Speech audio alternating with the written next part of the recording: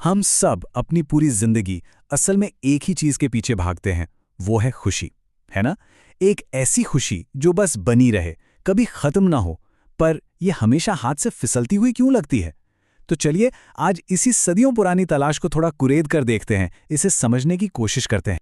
तो सबसे बड़ा सवाल यही उठता है कि आखिर ये जो हमेशा टिकने वाली खुशी है, इसे पाना इतना मुश्किल क्यों है?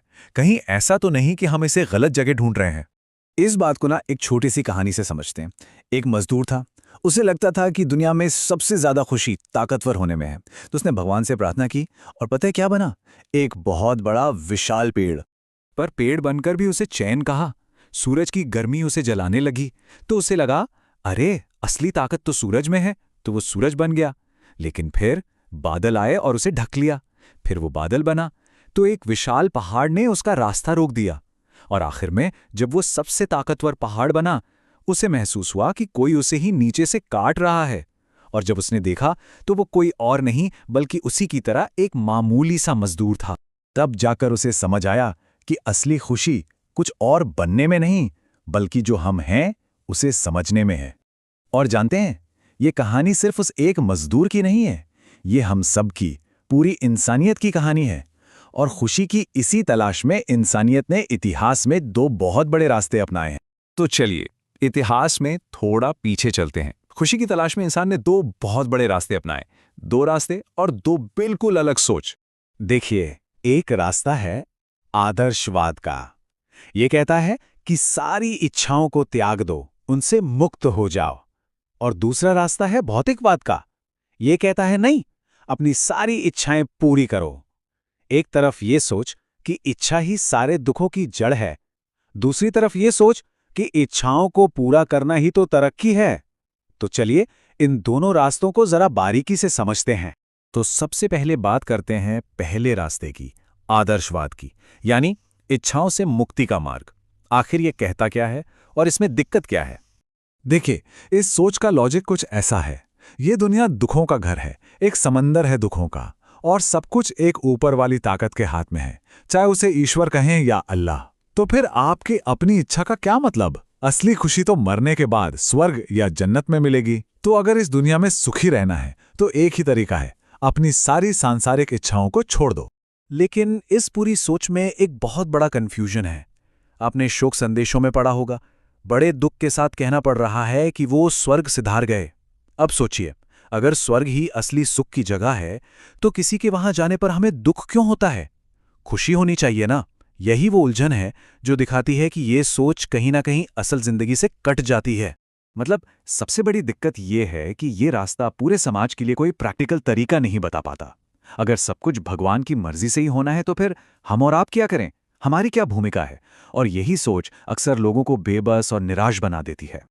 अच्छा, तो ये तो हुई पहले रास्ते की बात। अब आते हैं दूसरे रास्ते पर, यानी भौतिकवाद पर। ये रास्ता इच्छाओं को पूरा करके खुशी देने का वादा करता है।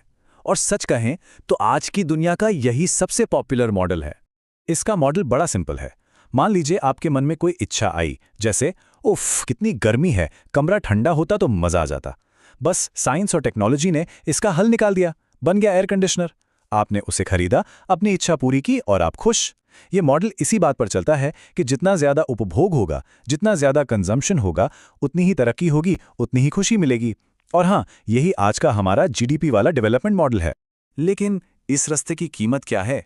जरा इस चार्ट को देखिए। ये हर व्यक्ति के हिसाब से बिजली की खपत दिखा रहा है। अमेरिका जैसा एक डेवलप देश भारत जैसे डेवलपिंग देश से करीब करीब 17 गुना ज्यादा बिजली इस्तेमाल करता है।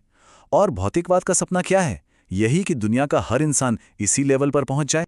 पर यहीं पर एक चौंकाने वाली बल्कि डराने वाली सच्चाई सामने आती है।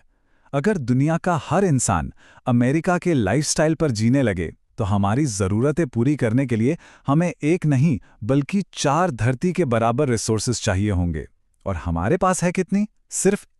तो ये बात बिल्कुल साफ है, ये मॉडल ना तो सबके लिए मुमकिन है और ना ही ये लंबे समय तक चल सकता है।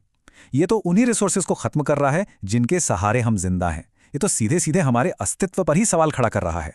तो अब तक हमने क्या देखा कि इंसानियत ने खुशी पाने के लिए दो बड़े रास्ते तो चुने, पर लगता है कि दोनों ही रास्ते एक बंद गली में जाकर खत्म हो रहे हैं। एक तरफ आदर्शवाद है जो इस धरती पर खुशी पाने का कोई प्रैक्टिकल रास्ता नहीं दे पाया। दूसरी तरफ भौतिकवाद है जो सस्टेनेबल नहीं है और हमारी धरती को ही खत्म कर रहा है। नतीजा, दोनों ही रास्ते इंसान को अधूरा और असंतुष्ट छोड़ देते हैं। तो सवाल ये उठता है कि क्या कोई तीसरा रास्ता है, कोई ऐसा रास्ता जो इन दोनों की गलतियों से सीखे और हमें आगे ले जाए? हाँ, एक तीसरे विकल्प की बात की जाती है और वो है तृप्ति का मार्ग।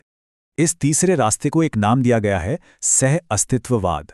इसका मकसद इच्छाओं को खत्म करना या उनके पीछे पागलों की तरह भागना नहीं है, नहीं, बल्कि उन्हें समझना है। ये इच्छा मुक्ति या इच्छा पूर्ति की बात नहीं करता, ये इच्छा तृप्ति की बात करता है। यानी अपनी ज़रूरतों और चाहतों में एक बैलेंस बनाना और समझदारी के साथ संतुष्टि पाना। तो आखिर में ये पूरी बातचीत हमें एक बहुत ही गहरे सवाल पे लाके छोड़ देती है। क्या हो अगर खुशी कोई ऐसी चीज हो ही नहीं जिसके पीछे भागा जाए? क्या हो अगर खुशी कोई ऐसी चीज हो जिसे बस समझा जाए? शायद असली जवाब बाहर की दुनिया में है ही नहीं, बल्कि हमारे अंदर की समझ में छुपा है।